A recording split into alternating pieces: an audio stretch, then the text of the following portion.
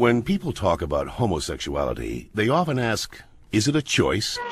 I heard it is. Hello, what's your name? Christian. Well, Christian, let's see what the latest science has to say. Oh, that. To help us, here are two gay people, George and Martha. Before we can answer, is it a choice, we must first determine what it means to be gay. How do you know you're a homosexual? The same way you know that you're straight. Since the 19th century, many theories about homosexuality have been offered that are untestable and contradictory. Male homosexuality is the result of an absent father and an overbearing mother. See ya. Stand up straight, dear. And the female homosexual has never recovered from her anger over not having the penis. She wishes to avenge her perceived castration by taking another female as her sexual object. You're kidding me, right? Well, I've always been told that homosexuality is unnatural. Is it?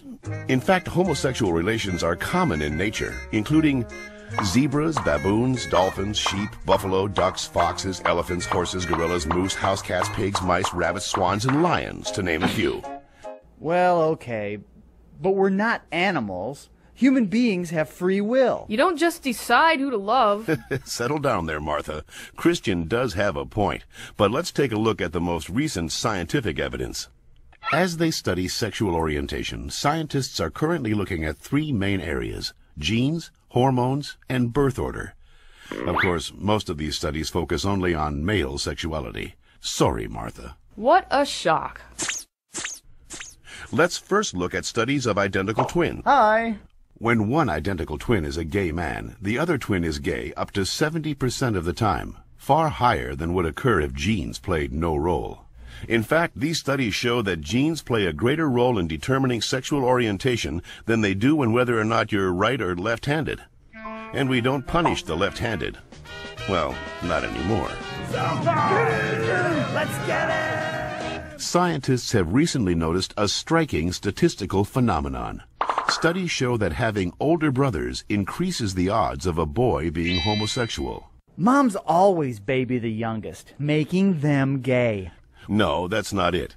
When a woman is pregnant with a boy, scientists are realizing that her female body often sees the male fetus as a foreign object and begins to produce antibodies against it.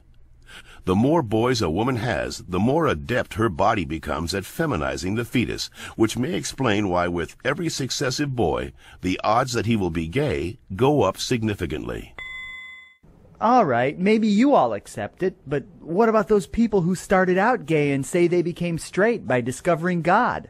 What about ex-gay ministries? Even so-called ex-gay ministries don't claim to change a person's inner sexual desires, just his or her sexual conduct. We're still gay. If these places really work, why don't they all use the same technique? Why does each ministry experiment its own way? Well... And why have so many members and leaders recanted earlier claims that they were changed?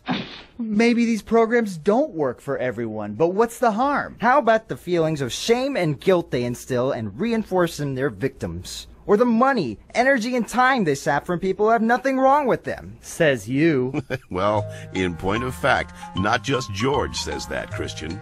The American Medical Association, the American Psychiatric Association, the American Psychological Association, the American Psychoanalytic Association, the American Academy of Pediatrics, and the National Association of Social Workers have all stated that homosexuality should not be treated as a mental disorder, and that they oppose attempts at reparative or conversion therapy, and that sexual orientation is not a choice and cannot be changed.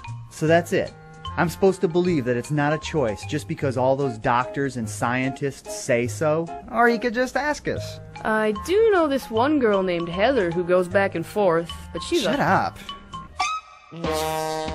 The information in this educational cartoon is based upon studies that can be found in any university library, with the possible exception of the Bob Jones University in South Carolina.